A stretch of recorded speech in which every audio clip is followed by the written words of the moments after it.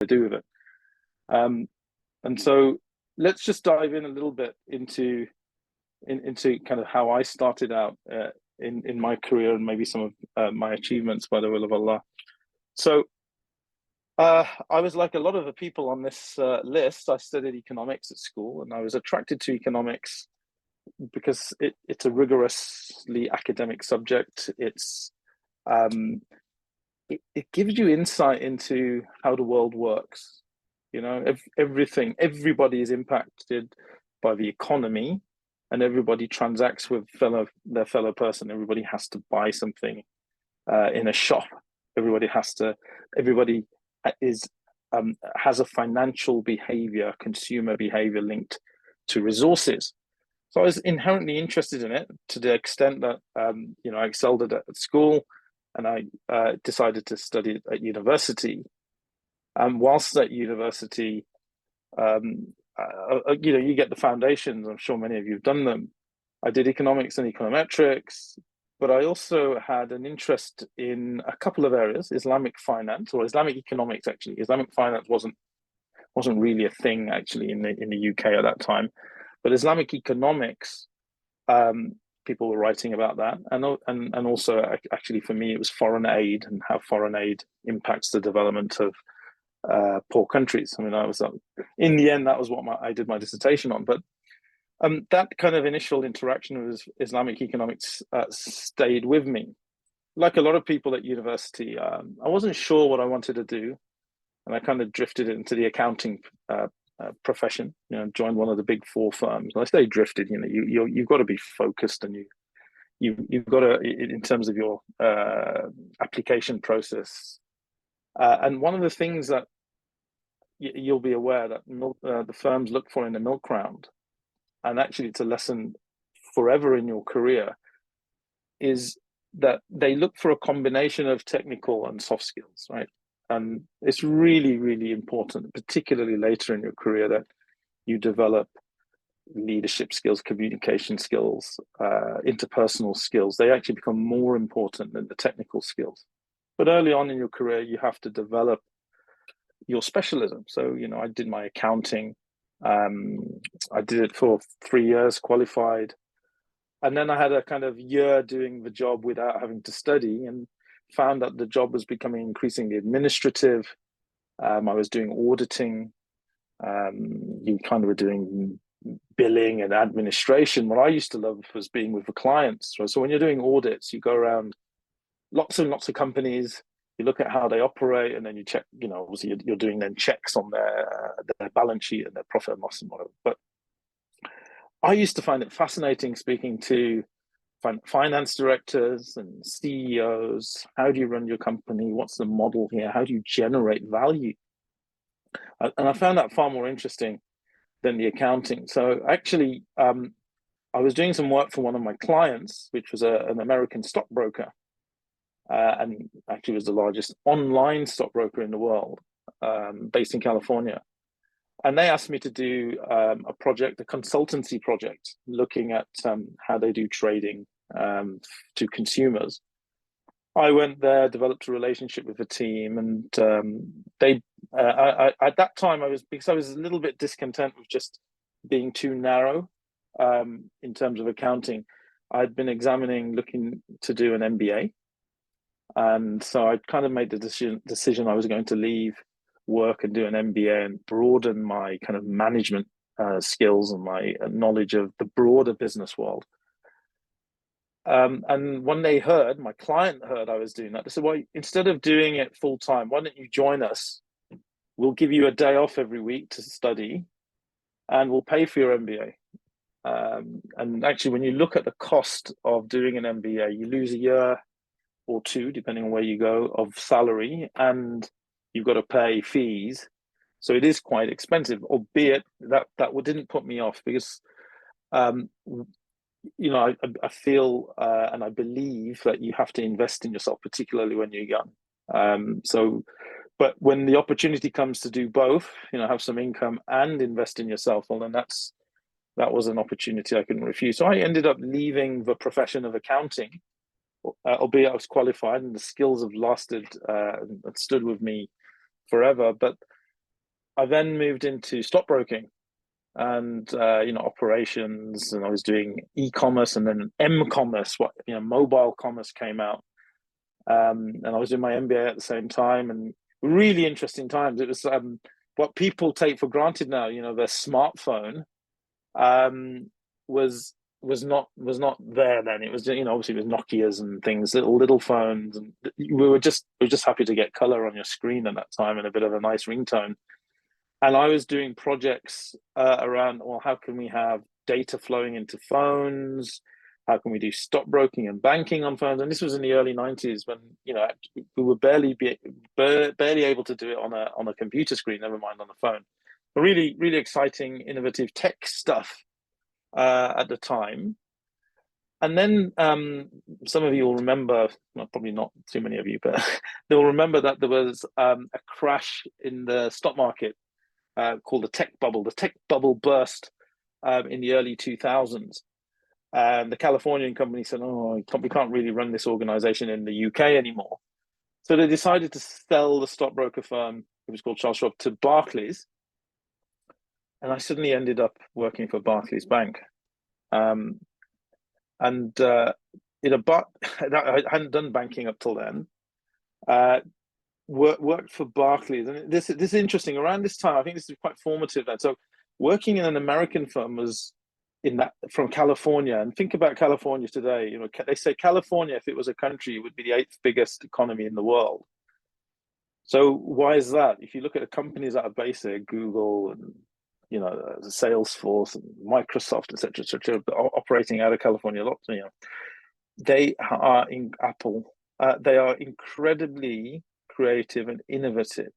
So when working for a Californian company was very different to working for a British company, and subsequently, when I worked for Barclays and other companies that were on the East Coast of America, they, if you like, lauded creativity, innovation. They wanted you to have work-life balance. You worked hard, you played hard. It wasn't about the suit you wore. It was really about the ideas you brought to the table. It genuinely was a meritocracy. People talk about a meritocracy at work. There were no ceilings there. They had a huge diversity of management and employment. And it's really where I cut my management teeth, and a big difference and a big impact on me, and a big lesson for everyone, I feel, was the positivity. You work for a lot of firms in Europe, Britain in particular. There's a cynicism. There's an underlying cynicism about things. We don't maybe applaud success as much as we should. There isn't that kind of genuine optimism, and it was just so strong in California, that optimism. And wherever I've worked since, and particularly companies that I've set up, which I'll come to, I've always tried to make sure that they're optimistic, they're confident. We're not naysayers. We have this belief that we can achieve anything, and that really came from that era. Around that time, as I was finishing with the American firm Charles Schwab, and I was joining Barclays, I went on my first Hajj, and that was another pivotal point in my career. So it was a very difficult Hajj, and I could talk for ages on the Hajj that I experienced there, but suffice to say, it was a very, very difficult Hajj, and everything that could go wrong went wrong. From lost luggage, lost medicine. I had my elderly uncle with us, my father, my mother. We lost them in the crowds of Hajj. There's so many things that went wrong. And but you had sabr, you went through it, and during the Hajj, I did have a dream, and it was a very strange dream to me at any rate. It was at that time. It was a dream of there was a tall building, and there was you could describe it as a call center, back as was in the day, and in the call center were women in hijabs and men with beards, amongst other people. And remember this, and it was quite an interesting dream. I didn't think too much about it, but it was just vivid. So I'm not somebody who remembers dreams. And after the day of Arafat, I spoke to one of the sheikhs on this Hajj I was on, and he had just said, look, he had or one of the other people in the Hajj had a dream, and it was that we were that the people on this bus, we were on bus number 3 on this tour. The bus was being sprayed down by water. And so he went to one of the big sheikhs in Saudi and asked, what do all these things mean? And that, mashallah, the Saudi sheikh had interpreted it as saying, it's a sign that people's hajjs were accepted. And for me, I didn't think too much about it other than this. I just remember this picture of this call center with people working in it. Anyway, go back to the story. I joined Barclays. The first job they gave me was to make 1,400 people redundant. And I'd become a bit of a troubleshooter. I'd been an accountant, I'd been a consultant. And my job was to really go into departments, shape them up, fix them up if they were poorly performing. Not making people redundant, but just fixing the processes and systems there. But then they said, look, we want you to make the people who worked at the firm that they took over redundant, migrate the systems across and whatever. And it was quite, I guess I got to that point in my career where it was a little bit disheartening. I was a troubleshooter, but I was also what's called a right sizer. You downsize things. They call it right sizing now, cutting costs. And I was sitting there in Barclays one day, and this was this building in London, posh building. It was overlooking Hyde Park. And it was one night, the normal kind of staff had gone home, and I was doing some work. And I was just looking at this balance sheet and this profit and loss statement for my entity within Barclays. I was a senior kind of ops manager. And it just stood out on the page. Interest income was 70% of the income. Non-interest income was 30%. It was just one of those kind of pivotal points in my life. After I'd done my Hajj, I had this strange dream. I'd done some Islamic finance, and I kept that kind of interest up. And then suddenly, staring on this piece of paper was, 70% of the income of this business, 70% of my income, therefore, my salary was being generated from interest.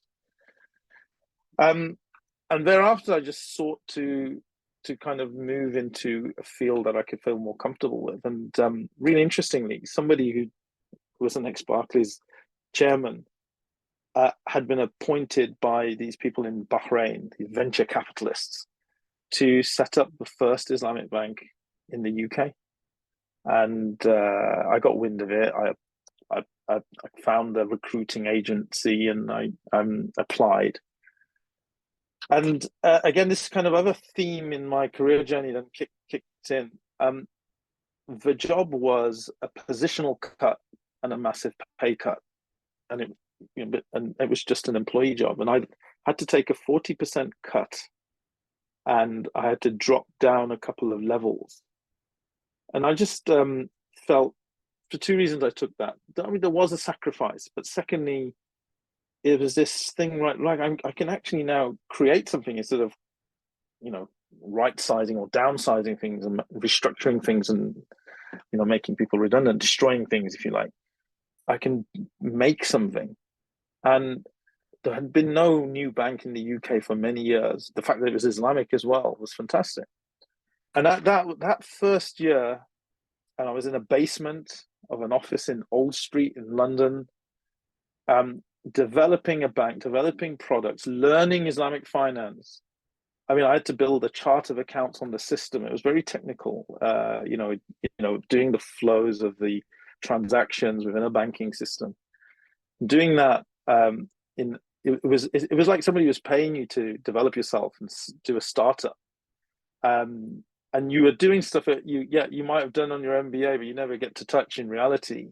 I mean, I drove the white van. I pulled the cables in the call center, and as it happens, the first office location of the bank was in a tall tower. It was basically it was like one of those 60s tower blocks that people keep knocking down. There was a terribly cheap office. We were quite on a high floor, and we set up a call center. And of course, the people who applied had hijabs and beards, a lot of them, but there were people who were getting into other jobs. And it was just, maybe it was self-fulfilling, maybe it was a glance into the future. But that was how I ended up in Islamic banking. And then I guess the third lesson coming through here is, so I was an expert operations person. I was strong at finance. 9 months, or was it 11 months into my job there, the chief executive officer approached me and he said, Sultan, we want to now, we built this operation. We want to start selling products now. We want to sell Islamic current accounts, later on mortgages, Islamic mortgages. He said, do you want to go into sales? Big step. For anybody who's worked in corporates, moving from like finance and operations all the way into sales and marketing was quite a big step. And that's the step I took. Then I studied sales management, just off my own back, built some systems on Excel to manage the team, and hired a team, built 12 branches, went out and started selling products. And again, I guess the next lesson kicked in. New bank, product that people didn't understand. Most Muslims don't understand Islamic finance. I'm going door to door in the Muslim high streets of Britain, from Tooting through to Smallheath, through to Wilmslow Road and Longsight and Bradford. And 8 to 9 out of 10 times being rejected. By being rejected, you go and see a community leader, you go and see a shop owner, you go and see a businessman. No, not Islamic finance. I mean, we don't know about you as a bank. You're new, don't know about the product. And what does that teach you? And this is a very strong lesson that you can learn from sales. And I encourage everybody to know sales. So you don't have to be selling a product as such. Even if you're working in finance or IT or audit or whatever it is, you need to be able to sell your ideas. And fundamentally, what is a product except it's a concept first? It's fulfilling a need. You have to sell. You have to sell, an idea. Now, selling does mean a lot of non-sales, a lot of rejection, a lot of people saying no to you. So you develop resilience. You develop. You have to be an optimist. You have to say, yeah, I got rejected today, but statistically, I'm one step closer to being successful. And that resilience, that ability to take a step back and step back up, is an important skill.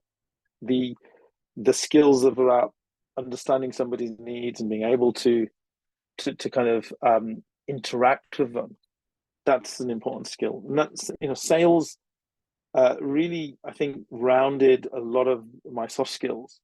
So I was strong technically. And so if you get a chance, do look at sales, because either way, the skills in sales you're going to need them to sell something else, sell an idea, sell a concept, sell a course for the ISB. So that was important. And then over time, as mashallah, in my career, I've managed to kind of rise to the top in management. I joined the board as a commercial director, took over different departments. And this concept of moving horizontally instead of just always vertically, it kind of keeps your mind very agile. You learn new skills. You can appreciate other skills very quickly, other departments, other functions, other technicalities.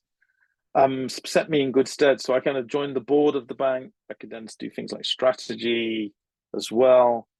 We had a very rough ride during the economic crisis of 2008, 2009. At that time, there was a bit of, board turmoil. Again, the soft skills help. You've got to be able to manage that. And I became CEO in 2011 of the first Islamic bank, Islamic Bank of Britain. I did a strategy to turn that bank around. And I left in 2019, having left that bank with a £2 billion balance sheet, profitable and stable, and the largest bank in Western Europe. Even though when I inherited it as CEO, it was losing more than £1 million a month, and was relatively small. And so And that, if you think about it, and I was plugging in the cables in a call center at the start of that journey. I was driving a van to do events, and I was being rejected in the streets of Britain. The high streets, Muslim high streets of Britain. And that's that journey has, I think, been incredible in terms of forming my skill set and my ability to help others. And that's the next phase and what I'm doing now. But one of the things I want to just talk about, which relates to the introduction, when you're in a position to control wealth, whether you own it or control it, you can do a lot. So while I was at the bank, I looked after over 500 Muslim charities and mosques. Included in that was Interpal. It's very topical now. Interpal had been closed down, what they call de-risked, by all the other banks in the UK. They literally had tried every single bank. De-risk meaning we can't have you as a customer, because in America they had been labeled as a terrorist organization or linked to a terrorist organization. But actually in the UK they'd done nothing wrong, and under UK law they were perfectly legitimate. They couldn't get a bank account, and without a bank account you can't have a charities license. You end up going under.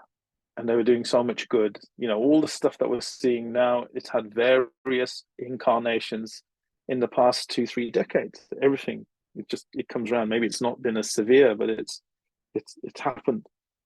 And so when I look back at, I'm just giving one example. That was Interpal. I helped a lot of charities, but Interpal was the one that actually was the most impactful to help, but also it also led to me being personally targeted, and that's maybe a story for another time.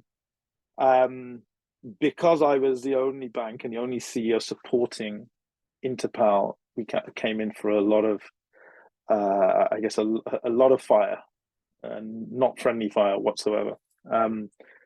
Ultimately, I left the bank, and I thought to myself, all these experiences, I want to be able to create value for other people. I want to help people create wealth. I want to give them opportunities in investments. And I set up a lot of startups. OFFA is an Islamic finance company helping real estate investors, buy investments, buy buy-to-lets, what we call buy-to-let houses where they can do income, or buying commercial buildings. We help them acquire them. Sama is a company that actually does development. We're using kind of Islamic finance to support it.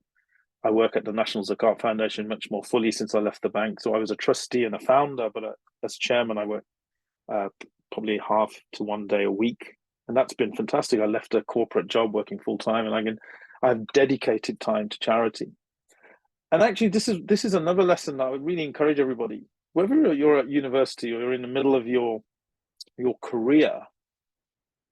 Don't fall into the trap of saying, "Yeah, I'll do work for charity, after I retire or when I have more time," or all of that. Right? Time is not this kind of fixed dimension, right? You see, people can, two people doing nominally the same job, if you like. One person is fitting so much more into their life, and another person is fitting so much less. And I've always tried to work in the not-for-profit space, or do something for society. However busy I was, running a bank was probably one of the busiest things I could ever do. It's pretty intense. It's a 70-hour a week kind of job. It's evening meetings, it's events, it's going to Parliament, Mansion House, this, that, meeting politicians, meeting other bankers, regulators, etc.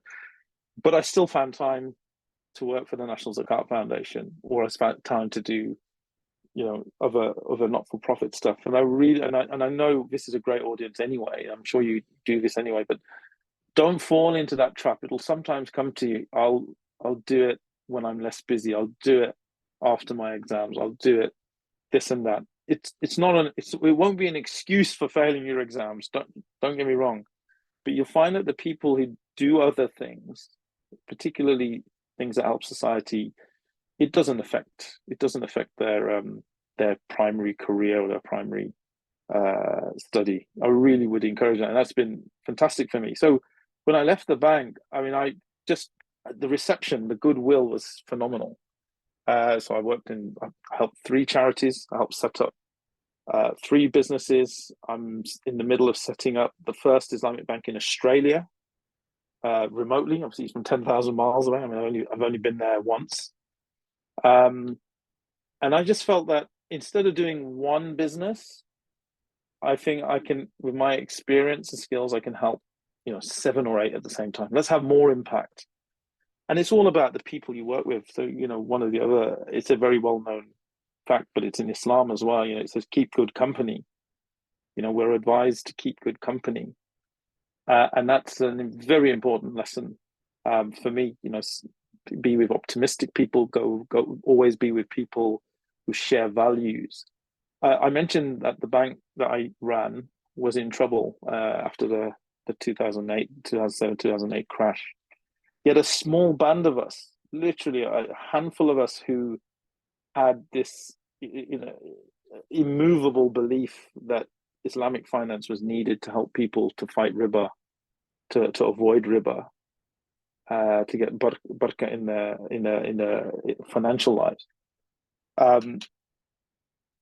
We kind of overcame a lot of odds, to build a very successful entity. And again, you've got to collate very good people around you, as well. Work with good people, work with good teams, work with optimists. Avoid the naysayers and the negative people.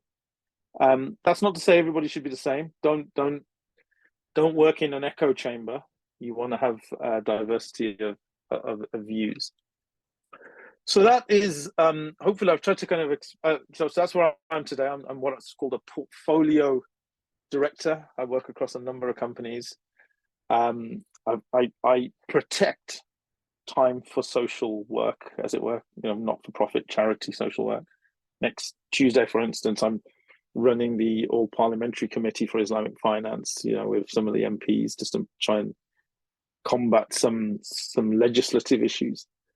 And so life's got full of variety, and alhamdulillah, I'm very privileged. And for people working in Islamic finance, so if you're working in finance, you're developing great skills. If you're creating wealth, so you're working in business, what you do with that wealth becomes all important. The more you give to charity, we know that you are infinitely better off. How you direct it to the most impactful causes, fantastic. It's fantastic benefit. But you've got to think about all these things. There's a lot to think about. But if you can also get into Islamic finance, and there isn't that much opportunity, so you may end up just doing what I've been doing more recently, and a lot of young entrepreneurs have done. You end up setting something up. This is much easier now with technology. It also gives you strong peace of mind, because, again, I spoke to many scholars on this, and some of them did say, look, the fact that you're working in something that also helps your religion, is an aid to your religion, promulgates the faith, fights the evil of riba and other kind of qarar and uncertainty, a lot of other things in Islamic finance. It's not an Islamic finance lecture today. So he said it's also a form of worship. And so if you can find work that also becomes a form of worship, that's a fantastic place to be. But that isn't the case for most of us. So you've got to say, well, actually, I define success myself. What the success means it's not always rising to be CEO. It might be that I'm going to be very good at my work, and we can talk about some lessons about how to be good at work.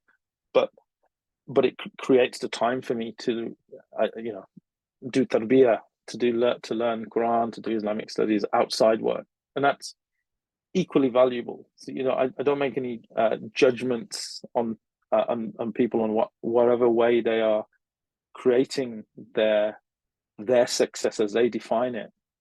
But actually, we do want to encourage Muslims to be successful. So 2 days ago, I was in a London Islam channel, and I'm a judge. I'm a judge for the business awards there, and it was Businesswoman of the Year as it happens, and there was just fantastic, honestly, amazing talent in the Muslim community, and some of them were very young, as young as 23, and they'd built businesses, e-commerce businesses, or whatever it was, turning over millions, and they were all doing, and this is one of the judging criteria, they were also doing something that had a social impact. So it's there to be done. It can be done. I don't think we should take a get rich quick attitude, but there's certain basics in financial literacy, understanding wealth creation that if people knew about when they're younger, I think they would benefit. And financial literacy actually, literacy is really, really important from a young age. And there's basic books you can read, like, I don't know, Rich Dad Poor Dad. There's some basic principles in there that would help anyone. And if I was most of the parents I know, including myself, if we'd read a book like that when we were in our early 20s, we'd probably be in a different position. But nevertheless, you've got that opportunity. Right. I'm conscious I've spoken for a while. We should, Bilal, maybe see if there's any questions coming through on the chat. Yeah. And then I can dive into any other areas that you think we should cover. Sounds good. No, Jazakallah khair for that. That was really useful. I thought I really liked some of the points you touch on about wealth being an enabler for all of us to be more impactful, and also the benefits of moving horizontally. I feel like I'm at the stage of my career where keeping an eye out for different opportunities, but an important reminder that moving horizontally, like you said, you can learn a lot. You can learn a lot. So we've got we've got just over 20 minutes for Q&A. We've got a good number of people on the call, so if you wanted to pop your messages in the chat, if you've got any questions, or even just feel free to unmute yourself and ask your questions. It'd be good to have a bit of interaction for the final part of the session. So let me just have a look. Like I say, the first half, I mean, it was almost like my career, but across different people. Fantastic. But anyway, what's this one? What questions have we got there? So somebody's talking about the state of the market here. I guess the Prophet ﷺ as a trader, the business of finance is key. Also want to have Islamic finance suitable for first-time buyers with no mortgage and looking for a way to solve it. And yeah, I mean, look, it's really interesting. The thing I'm speaking to the parliamentary group on next week is about the gaps and the frustrations of Muslims in the UK with Islamic finance, and it's very legitimate, right? We don't have enough products, and we don't have enough, I guess, financial solutions for people who want to avoid interest. And to that extent, that's why I've always been very. I've never been easygoing on interest and riba, but I've been easygoing on people who have had to, had to suffer it or take it out. It's not. There shouldn't be any judgment because there is such a lack of products. But this is the opportunity as well, right? This is the key. This is what it was so heartening the other day. I mean, there was these. I think I went through 27 applications and I interviewed 15 people, right? And what was really heartening is that there's common trends with the wealth creators, right? The entrepreneurs. They're all optimists, right? They don't get put off by barriers. They find solutions, right? They all work hard. Yeah. And what I mean by that is it's smart and hard in the sense that they don't waste time. It's probably better to say they don't waste time. The hard bit is that they do generally work harder than the average person. But that's what I mean by hard. And that shouldn't be surprising to anybody. If you work like the average person, your results are more likely to be average. Right? I mean, it's just statistics manifesting themselves. So you have to do something more than average in some aspect of your life to excel, right? This is common logic. But what I'm saying is that it was evidenced before me from my own experiences, but also watching successful entrepreneurs. I mean, coming in, presenting their kind of their experience of businesses that they've run. And so these are just little lessons that you can pick up from the evidence, the natural evidence, the natural phenomena in front of you. So the Prophet ﷺ, we know, was a hard worker. He was a trader. He took Islamic finance. What was Islamic finance? People gave him money to invest in goods, like Khadija, mother of the Ummah, and he took risk, and that's the key differential. It's risk, not interest. He took risk to make profits on the caravan to Damascus and came back. He obviously encountered the Christian monk and whatever in his travels and whatever. So there's this kind of the experience of business has an allegory with the experience of our Prophet ﷺ in his formative years, right? So absolutely, I do encourage people to get involved with business, to understand with business, not be afraid of it, not shy away with it.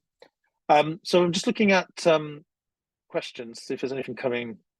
Working in finance, but making a pivot into Islamic finance where I can align my job with faith. Yeah, look, this comes up on a lot of careers talks I do. It's extremely difficult because there isn't a lot of Islamic finance entities. There's, I think, 4 or 5 banks. Some of the mainstream banks, Deutsche Bank, and some of the kind of, these are investment banks, but actually some of the more high street banks will maybe dabble in Islamic finance. But what I would advise somebody going into Islamic finance, if I want to do Islamic finance, even an Islamic finance company or a bank needs the core skills. So if they need to hire somebody in marketing, it's not going to be just Islamic marketing. They need somebody who has understanding of marketing. If they want to hire somebody into the finance department, they want to look for somebody who's done accounting and financial reporting in banks. And then you can learn some of the Islamic stuff, append it. So how do you get selected for a job in those industries? Develop the core skills. There's very few skills that need Sharia only, maybe the Sharia auditor or the Sharia advisor, but all the other skills, you've got to have a functional background. And then demonstrate that you've got a genuine keen interest. It's not enough to be just keen. You say, well, look, actually, I've backed up my keenness and I've from my own back, the Chartered Institute of Securities Investments, they do an Islamic course, or SEMA. I think somebody on there is doing SEMA on the list. SEMA offer an Islamic finance course. I did it off my own back. I'm serious. Then you're more likely to get into an Islamic banking entity. And actually, there's also startups, or you can start something up yourself as well. So, but to start something up, you need to understand the regulations. You need to understand the laws. So, there's a whole bunch of stuff people can do to get into Islamic finance, but you need to understand economics and finance to begin with. What else have we got here? Somebody works for NZF. Afnan, yes, Assalamu alaikum. Excellent. Walaikum salam. Yeah. Well, thanks for the shout out. Let's just go through any more questions. What steps do you recommend for young Muslims looking to get into economics at top universities and then Islamic finance later? Well, look, I think it's what I said before. You do want to excel in whatever you do. So, I always try to encourage people to say, pick a subject that you will excel in, but that doesn't mean it's your final destination. So if you think you are going to excel in English, right? Maybe you'll do English and you'll become excel in English, but then you've got to make a transition across to somehow. And this is where the consultancy firms and the accountancy firms are very good. They want to see strong soft skills, strong technical skills, people who can interact with customers and clients and co-workers, colleagues. And it's what I was saying, actually, as you go up the chain of command in a business, the soft skills become far more important. Actually, technical skills, you can always go and hire them. Being able to lead, to inspire, to motivate, to work with people, to work with clients, relationship skills. Always do that. Don't the technical skills ultimately can always be bought. And if you want to create wealth, or you want to lead an organization, never neglect those skills. And actually, what are they except the adab of that we've been taught as Muslims, right? Hospitality, being warm and welcoming, smiling, building relationships, being tolerant. It's an onus on us not to be, grumpy and negative and just heads down. I'm going to do my accounting tax comp, right? So, top universities, look, you've got to play the game. And one of the themes that I touched on in the lessons was sacrifice, right? You may describe that as delayed gratification. What is sacrifice? I'm sacrificing something today for something better later. You define what better is. Better might be I'm going to be wealthier. Better might be I'm going to get into a higher position by investing. By going horizontally today, I might miss out on a vertical promotion going up the chain, but I'm going to have the skills that will make me a better CEO. So this concept of sacrifice or delayed gratification with wealth now. So I had offers, I remember, to join a conventional bank on a much bigger salary. When I went to Barclays, I took a job because I at 40% less salary. Now, why did I do that? Other than the Islamic piece, I was just more keen to learn. So there's one lesson in the old Rich Dad, Poor Dad book where he says, work to learn, not to earn.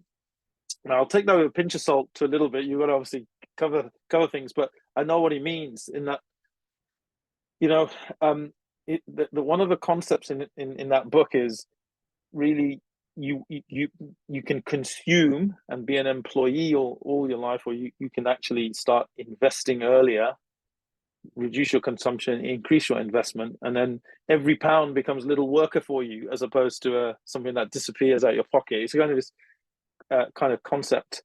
And so why do you work? Well, I'm going to learn something that will help me create wealth, as opposed to I'm going to work just so I can just go and consume it. And for me, I to be honest, before I read that book, I always had this paradigm of investment and income. The younger you are, the more you should spend time investing in yourself. So that means what you're saying is, so when I left university, I picked the job that paid the lowest. I didn't pick the job that paid the highest. I had 4 or 5 job offers. Alhamdulillah, I was blessed that way. But I picked the one lowest because I picked the one that had the best training record and the best exam result record. Right? I'm 21. Why do I need to worry about earning 5K more? And that time, there was a lot of money. That was 40% more of salary. I took a job that paid £9,600 when one of the jobs on the table was for £13,500. I took the lowest one because it meant it optimized my chances of passing exams and progressing later. And this is the thing I was just saying. So just the younger you are, make your career decisions on the basis of what you will learn. This is what I mean, work to learn, what you will invest in yourself. Because what will happen is, as you get into your 30s and then your 40s, the balance will shift between investment and income. Right? Because you've invested yourself, you will have the ability to earn more income, to the point that when you're in your 40s and in your 50s, it'll be almost 90% income. But never give up on learning, right? Learn to the day you die, right? Let's carry on. What assets would we develop besides financial literacy? What assets could we develop? Yeah, well, look, I think financial literacy is a basis, but it isn't enough, because literacy in itself isn't enough. We need to develop the ability to take risks, to overcome setbacks. The best entrepreneurs have had lots of disasters, right? Losses.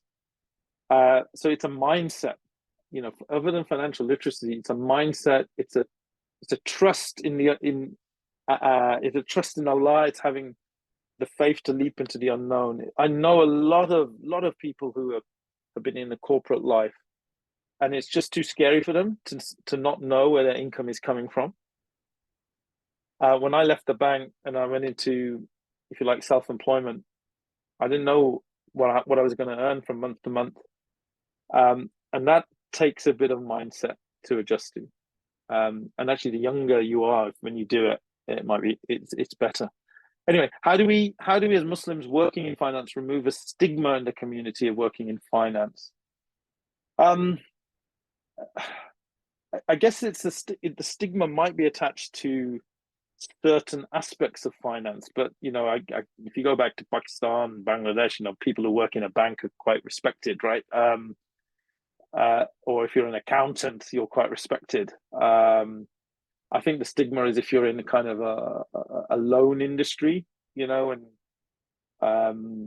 it's kind of it's seen that you're kind of a shark or whatnot, or you're in a kind of the tougher part of your collections when people stop paying, you have to go and collect on debts and things like that. But it's not generally, particularly in the UK, it's a service economy, and the biggest part of the service economy is financial services. It's not a stigma. What steps do you recommend for young Muslims looking to get? I'm sorry, I've done that one. Are we allowed to factor inflation into working out return payments on loans? Most scholars would say no, simply because they just look at the nominal value of the contract, and just say, well, you paid, I don't know, you gave somebody £1,000 and you got £1,100 back, and if there was no economic activity in between, so it's just a pure loan, then even if the interest rate was 3% and you were getting 4%, it's not necessarily 1%. I think so. Inflation's I guess it's a pragmatic thing, but it's not. Unfortunately, it's not taken into account from Islamic contractual perspective. And finance is typically in the monetary world. Inflation is impacting, if you like, real goods and services. And then when real goods and services start going up in price, the government tries to knock them back down by, knocking up interest rates. But that we're probably going to digress too much into technical stuff. But unfortunately, most scholars would answer no to that. What are the best books, courses you would recommend to study Islamic finance, especially if you want to move into a role in Islamic finance? I'm going to push one of my own. It's not a course that I deliver. I'm an examiner and have been for 15 years on a course called the IFQ, the Islamic Finance Qualification. The reason I say that one is some people make it too long, technical. It's essay-based, it's diploma level. This is, I would say, A-level standard. The exam is multi-choice, and it's about 60 hours of study, and it's a very, very recognized qualification. It's the Chartered Institute of Securities and Investment, and that's why I've stuck with it so long. I think that's the best way to get a solid foundation. And you can get their book. I mean, you probably exam plus the book would probably only cost you about 150 quid. So, obviously if you want to take courses in it as well, then you probably pay a bit more, but that's what I do. What next? I recognize that predicting the economic future is never watertight. But do you believe the recession is looming? Well, recession is defined, I think, as 2 consecutive quarters of negative growth. I think we've managed to avoid a technical recession in terms of consecutive negative quarters. Depends how interacted the world gets into war, whether we'll get a full-blown recession. There's something called swap rates and yields, where you can see the direction of the cost of capital in the world. And at the moment, it's heading down, which means that it looks like the policymakers, I see a couple of people work at the Bank of England and whatever on the line, but it means that policymakers either think that we are gonna move to recessionary conditions and therefore they need to drop interest rates, or they, and in which case, hopefully that would tackle it. But I don't think we're heading to a full-blown recession. No, short answer. Which fields do you recommend Muslim lawyers to focus on and to find promising? Really interesting question. AI is having a massive impact, and smart contracts are having a massive impact in law. So I think I would go into more technical value-add product development type fields, IP, things like that. If I was a lawyer, structuring rather than, I think when you're going into things like conveyancing, which is like the legal processes for transacting land and buildings and whatever, which a lot of lawyers do go into, you really got to end up in the commercial side of law to be successful. I think conveyancing is becoming very, very, I guess, systemized. So I think that'd be one of the key areas. I'm really speaking from a financial perspective. There'll always be need for good litigators and whatnot, but Muslim lawyers, doing commercial transactions, corporate finance transactions, I think there'll still be a lot of work for you. What have we got here? Something I was wondering, what were the moments that made you know that you wanted to build an Islamic bank and you wanted to specialize in Islamic banking?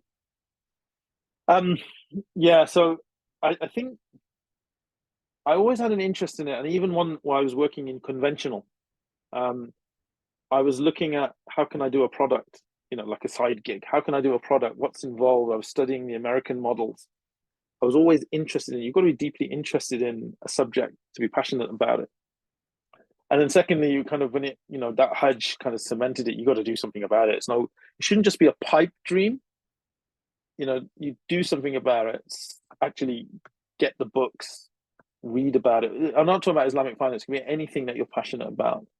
Take a deep interest and do more than the minimum. It's like if you just do your homework at school and that's all, and you don't do extra, then the chances are you'll just be average, right? You got to do more. You got to read more books. You got to do more exercises. You got to. It's the same. It's the same in any field.